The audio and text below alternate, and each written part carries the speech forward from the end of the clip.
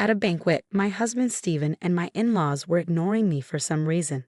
The rest of the relatives reacted the same way. Feeling suspicious, I pretended to go to the restroom and secretly observed everyone from behind a cover. Then, I overheard a horrifying conversation. A barren daughter-in-law is an ominous presence itself. That's right, talking to such ominous people might curse us too. It's better not to deal with her. Hearing these words, I was so angry that my body started shaking. It was unforgivable to be blamed for infertility and moreover to be ignored as if I didn't exist. It seemed there was no choice but to carry out my plan right away. After slipping away from the venue secretly, my phone vibrated. It was Stephen on the call. "Hey, what have you done?" Stephen yelled in agony. I chuckled. "What are you panicking for? It's the truth, isn't it?" It seemed that an image I showed on the screen had driven Stephen into a frenzy, but the real counterattack starts now. I'm going to show him hell. My name is Melissa, and I'm 35 years old. 9 years ago, at the age of 26, I married Stephen. We met at a party. Stephen, 2 years older than me, was very kind, and we clicked immediately. As we started dating and thought about marriage, Stephen told me he intended to return to his hometown in the countryside to farm. The village, close to being a ghost town due to a declining population, felt a crisis of becoming desolate. I was surprised but eventually decided to follow Stephen's passionate request to join him. I too came from the countryside, albeit a different one. I had grown tired of living in an unfamiliar city. Luckily, my brother and his wife lived in my parents' house. Knowing that there was no need to take care of my parents later also pushed my decision. After that, things moved swiftly, and we got married. I quit my job and moved to this tiny village, Stephen's hometown. Though it's called a village, most of it consisted of Stephen's relatives. We lived in a large house originally inhabited by my in-laws, who then moved to a small annex on the next plot. They were cheerful and caring, always looking out for us. Farming was tough, but living surrounded by nature wasn't bad. Above all, the people of this village were kind. When I mentioned this, Stephen happily said, "It's all thanks to the Guardian." The Guardian is a statue located in the village square. Not only in the square, but similar statues were scattered throughout the village. Some homes even had stuffed toys modeled after the Guardian. This village had its unique traditions. Everyone revered the Guardian as a literal guardian deity. According to Stephen, the Guardian never overlooked evil deeds and never forgave the wicked. That's why all the villagers were good people. Such legends are probably found in any old village. Thinking about this, I didn't dwell on it much. Life was peaceful, and I had completely forgotten about such things. But a nightmare was surely approaching.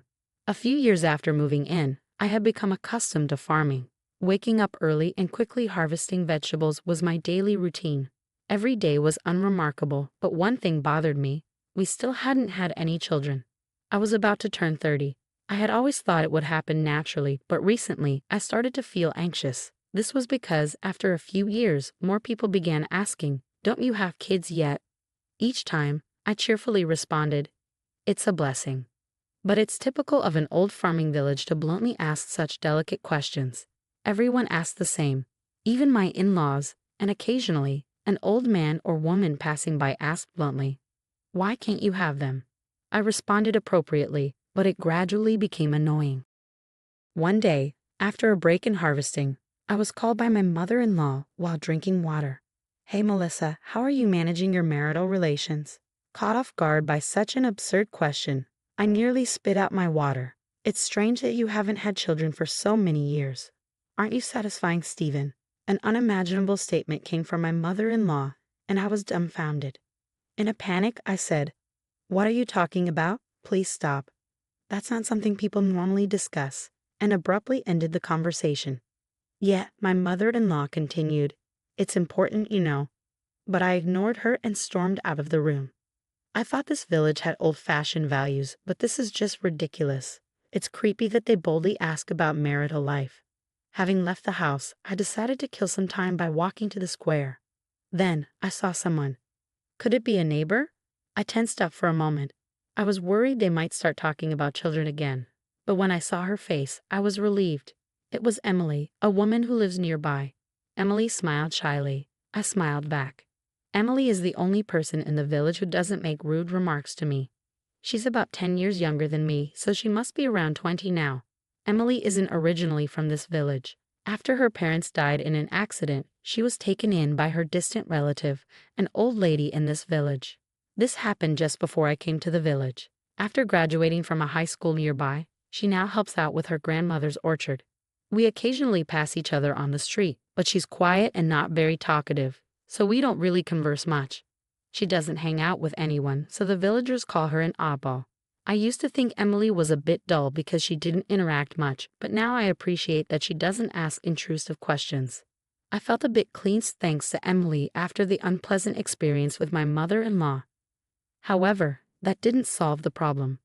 My mother-in-law, father-in-law, and other distant relatives in the neighborhood kept saying similar things.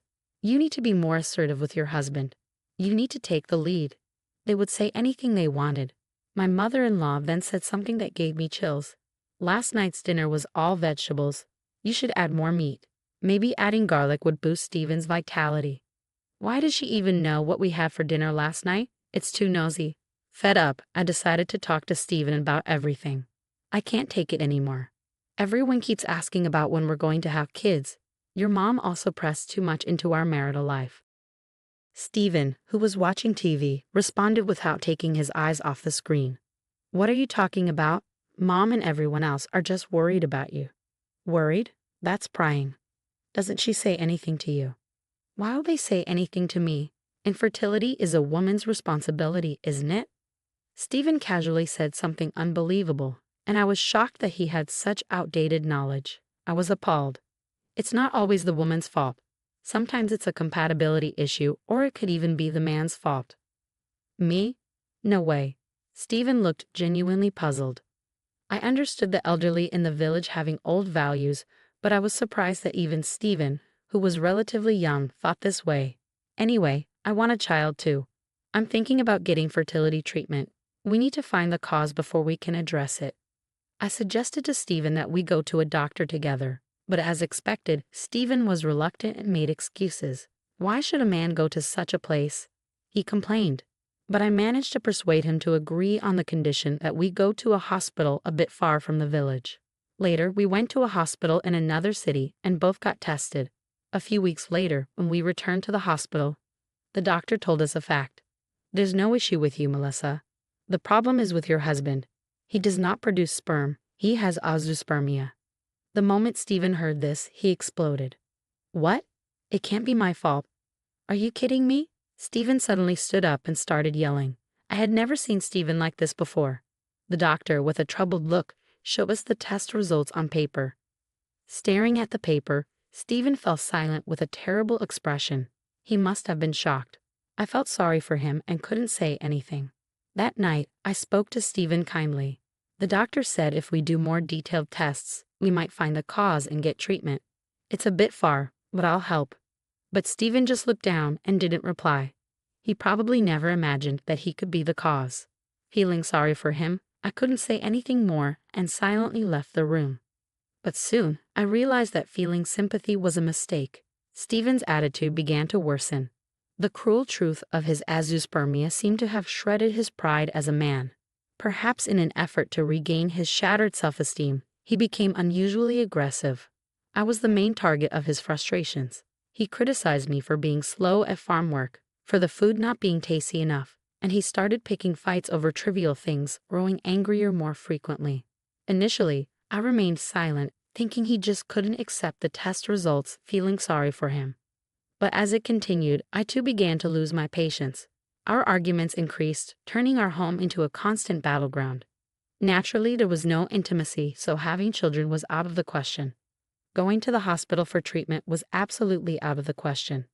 Moreover, the villagers still believed my infertility was to blame.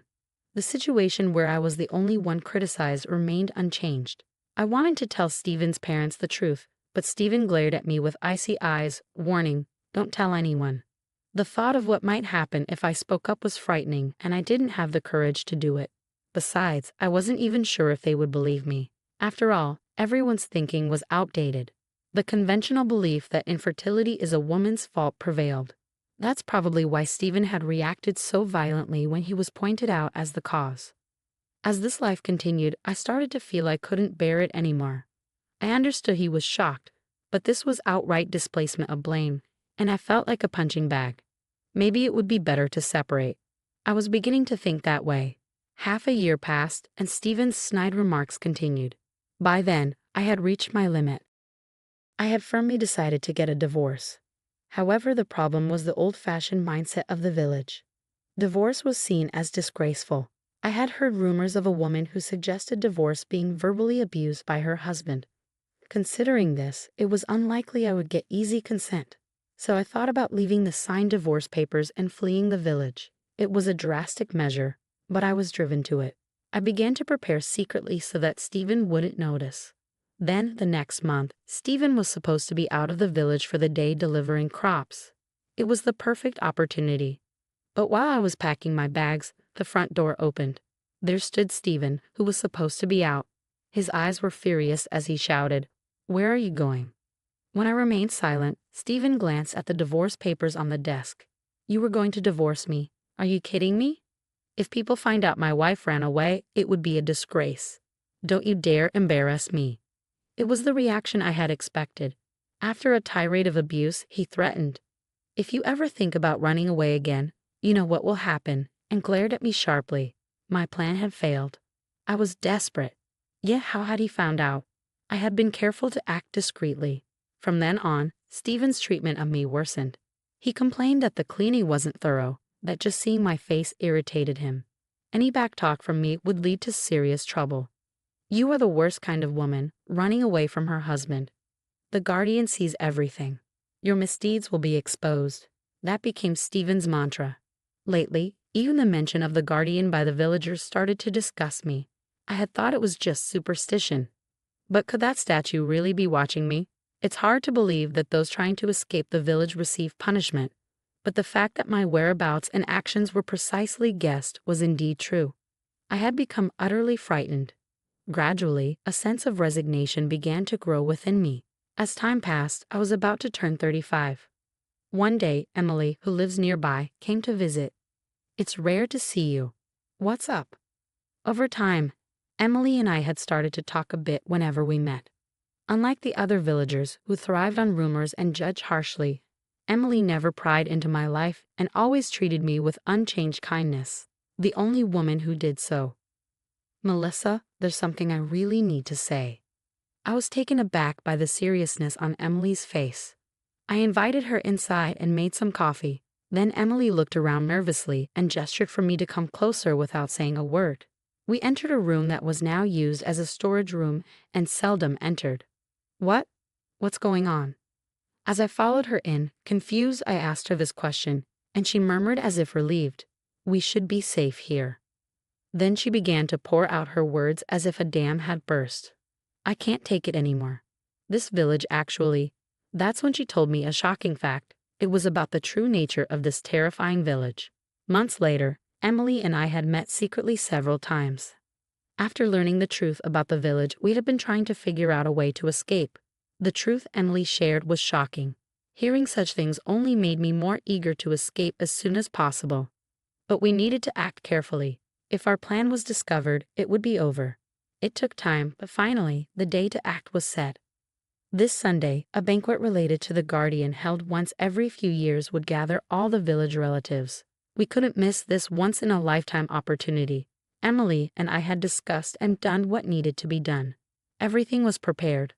All that was left was to put our plan into action. The gathering was at night. The venue was the village's only restaurant. Although the building was old, it had enough capacity to accommodate most of the villagers. Like years ago, I went there in the afternoon to help, as I had helped before. My in-laws were there, so I greeted them with, "Good morning." However, after a brief glance at me, they quickly disappeared somewhere. Maybe they were busy. Thinking so, I decided to help with preparing the food. But not just my in-laws. The other relatives, too, were unresponsive to anything I asked. In fact, to be honest, they were ignoring me. Had I done something wrong? Confused, time passed, and it became night. Soon, the relatives and other villagers began to arrive. Stephen was among them. But his attitude was the same. For some reason, he ignored me. It felt like I had become a ghost. Without understanding why, only anxiety and irritation grew within me. So I pretended to go to the restroom to secretly listen to their conversations. Then a terrifying conversation hit my ears. Melissa never did have children, did she? At her age, it's probably impossible now. Oh dear, an infertile daughter-in-law is just bad luck. She must be cursed by the guardian. My mother-in-law began with a tone of disgust, and a clearly drunk Stephen nodded in agreement. Yeah, talking to such an unlucky person might curse us too. It's better for everyone not to deal with her. Of course, I made sure to inform the villagers last night. I told them that speaking to Melissa would bring the guardian curse. My father-in-law added with a laugh. Hearing their words, I began to shake with anger. Unforgivable. It wasn't my fault I couldn't have children, and to think to be deemed an ominous presence, to be ignored on top of that. Is this what adults do? No matter how you look at it, this village is wrong. We should carry out our plan immediately. We intended to flee this village, but that alone wasn't enough to settle my feelings. I had to somehow strike back at them. I was resolved. Soon, Emily appeared from the venue. The timing was perfect. Without saying a word, Emily and I nodded to each other. Then I turned off the lights at the venue. Suddenly, it was dark, and voices could be heard asking, "What happened? Is it a power outage?" Amidst the confusion, Emily tampered with a computer that was placed in a corner of the venue. Originally, there was a computer, projector, and screen set up for today's event to reflect on the guardian and the history of the village. We decided to use that setup. After a while, a certain image appeared on the screen. "What is this?" Stephen screamed. My in-laws, other relatives, and villagers were also staring at the screen, causing a commotion. "Who did this? Melissa, where are you?" Stephen became frantic and started causing a scene. Emily and I decided to retreat for the moment. We discreetly left the venue and met outside. About 3 minutes had passed since we escaped when my phone began to vibrate repeatedly. It was Stephen, calling relentlessly. "Melissa, what have you done?" He screamed in agony as soon as I answered. I chuckled. "What are you panicking for? It's the truth, isn't it?" It seemed like everyone was under the wrong impression, so I just wanted to set the record straight. The image projected was the result of a medical examination from years ago. It was a diagnosis that confirmed Stephen's azoospermia.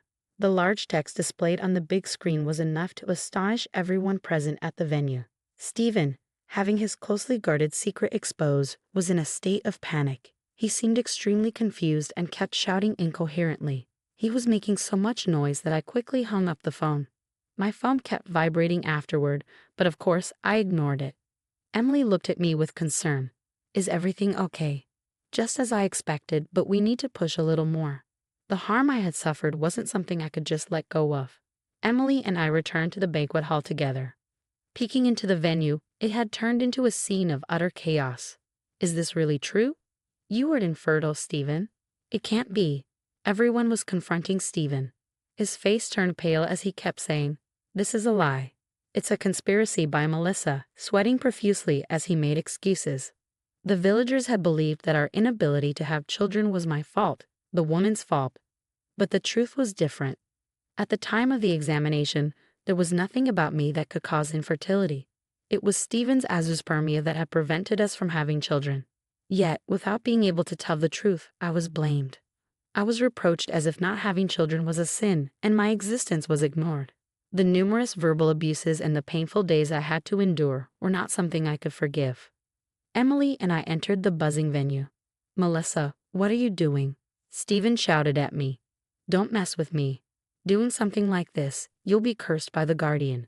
You'll face terrible consequences." At his words, I snapped. "What guardian? You were just spying with security cameras." How creepy. As I said this, the room fell silent. Hitting the nail on the head, Stephen, my in-laws, and the villagers turned pale. Yes, the guardian was not a protective deity. In fact, surveillance cameras were installed inside the guardian. Cameras were hidden not only inside the stone statues around the village, but also inside the stuffed toys of the guardian that were displayed in our living rooms. These were monitored by board elders in a room at the community center who watched the actions of outsiders. That's why my attempts to escape were well known. I had learned this from Emily on that day about 10 years ago, Around the time Emily was taken in by an elderly woman in the village after losing her parents. Lonely, Emily had once secretly followed her grandmother to work because she missed her. Her grandmother went to the community center. There, she and the elders laughed and chatted while watching the villagers through surveillance cameras. At that moment, Emily learned about the village's secret legacy of the guardian cameras. Shocked, Emily somewhat understood the village atmosphere. The rumors spread so quickly. This was it. It was bad enough to be the subject of idle gossip, but being watched while walking down the street or even inside the house was too much. Emily despised the village's tendency to invade others' privacy. Emily tried to stay out of the gossip, so the villagers started calling her odd for not joining their circle. She was fed up with the village, but she had no relatives and nowhere else to go. She had no choice but to endure life there. But one day, as her 25th birthday approached, her grandmother began pressuring her to go on arranged dates. "You need to have children soon, or you'll end up infertile like Melissa." She was told and persistently pushed to marry an elderly widower living on the edge of the village. Naturally, Emily refused such an unreasonable demand. However, her grandmother began to threaten her, saying that such defiance would bring the curse of the guardian upon her. When Emily could no longer bear it, she thought of me, hoping I could help. Knowing the tragic experiences I had faced due to gossip, she approached me to escape the village together. The reason Emily had moved from the living room to another room that day without speaking was because she had spotted a guardian plushie there. I hadn't paid any attention. I thought it was just another plushie common around the village, but there was a camera hidden inside it. It was likely installed by Stephen to monitor my activities. That explained why my every move seemed to be known when I tried to escape, and even when my mother-in-law accurately guessed what we had for dinner, because they were watching through the camera. It was obvious to them. I felt a chill at the sheer horror of it. My instincts told me it was dangerous to stay in this village. Kicking up Emily's suggestion, we decided we must escape the village as soon as possible. We planned together, but was escaping enough? I felt I couldn't rest without avenging the years of mistreatment. I thought about it. First, I had to clear my own name. And then, "Emily, did you talk, traitor?" her foster grandmother yelled furiously. But Emily glared back at her. "I appreciate that you took me in when I had no one, but I can't stand living like this, sneaking around, peeking into other people's lives, living off gossip and backstabbing. I absolutely hate it." "How could you say that?" The grandmother and the other villagers began to make a commotion. To silence them, I decided to deliver the final blow. I manipulated the computer and displayed new images on the screen. The images that appeared one after another shocked everyone. Stephen was flirting with a young woman in the village.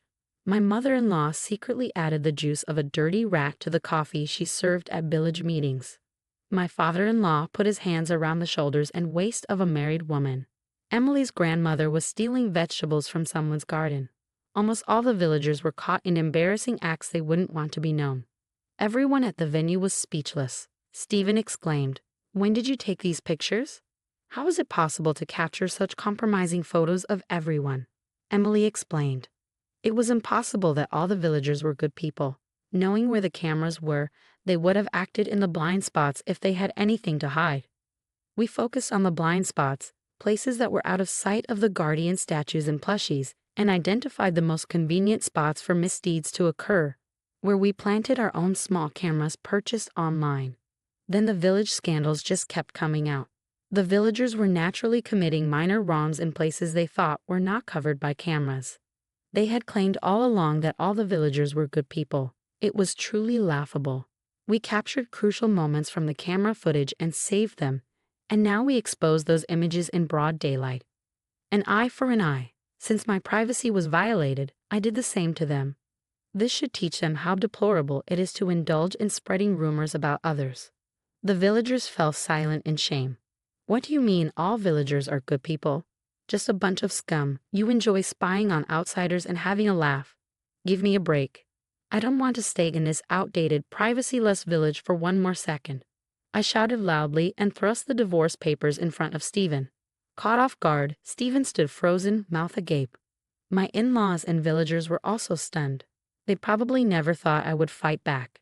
Indeed, there was a time when I almost gave up, but now with Emily as my ally, Finding a way out, I could no longer just sit back and take it. I looked down quietly at them, stunned.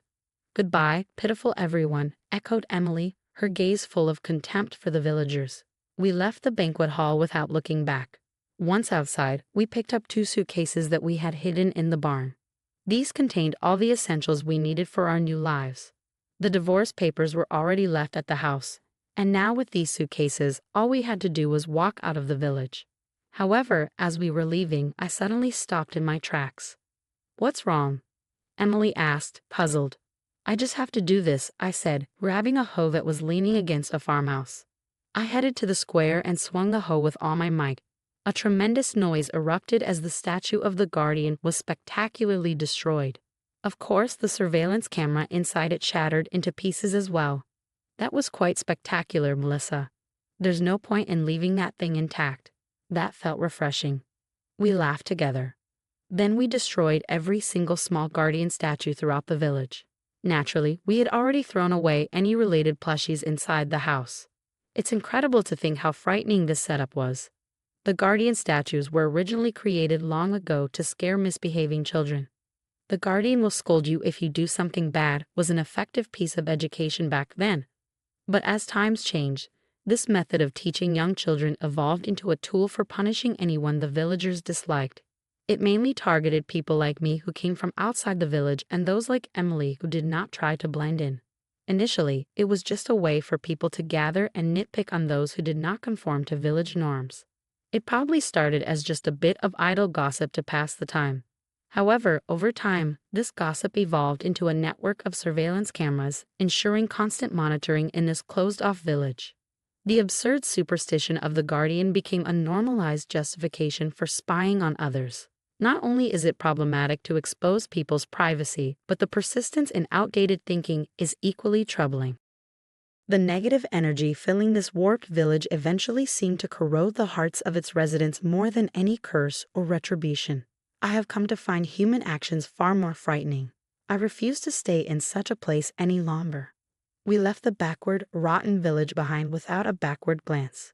Later, I heard through the grapevine that infighting had begun among the villagers after I exposed their wrongdoings. Following ugly disputes, the villagers split up, and communication completely broke down, impacting even their farming activities. Lack of coordination led to frequent mistakes, and blame shifting began. Naturally, the quality of vegetables deteriorated, and the agricultural cooperative started to complain. The village could no longer sell its produce. As a result, almost everyone fell into poverty.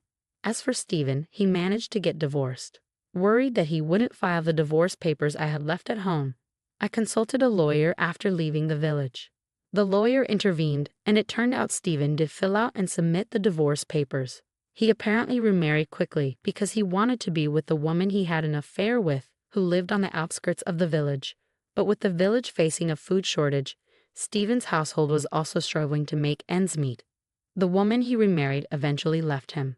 My in-laws were also out of money and spent their days in constant quarrels. No matter how miserable they became, I could not muster any sympathy for them. I never want to have anything to do with them again, nor do I wish to remember them. As for Emily and me, we are now living peacefully in a new place. However, the journey here was not easy. Emily had no relatives, and at my parents' home, my brother and his wife were living, so I couldn't impose on them. After leaving the village, we had no one to rely on. That's why we had already started looking for jobs in secret before we left. Because of the surveillance cameras, we couldn't move around too openly. We planned our meetings in a camera-free storage shed and arranged everything via computer. This took some time, but after several online interviews, I finally found a job. My experience in clerical work before I got married came in handy. I was hired as a temporary employee, which was fine by me. We had also found a small place to live. No matter how cramped, it was far better than the village environment. Since Emily had no experience outside of farm work and was struggling to find a job, she decided to live with me in my place while looking for work. Soon after we left the village, Emily secured a job. Fortunately, being in her 20s and willing to start in an entry-level position helped despite her lack of experience. Eventually, my hard work was recognized, and I was promoted to a permanent employee. My salary increased, and I was able to move from a small place to a condo. Subsequently, Emily became independent and moved into a nearby condo. Now, we both have made friends at work and in our community, enjoying every day. Leaving the village was truly the best decision. There was a time when I lost my husband, my home, and my job, but by having the courage to start anew, I was able to reshape my life. I wish I could tell my past self not to give up. By acting with hope and not giving up, I have achieved the life I have today.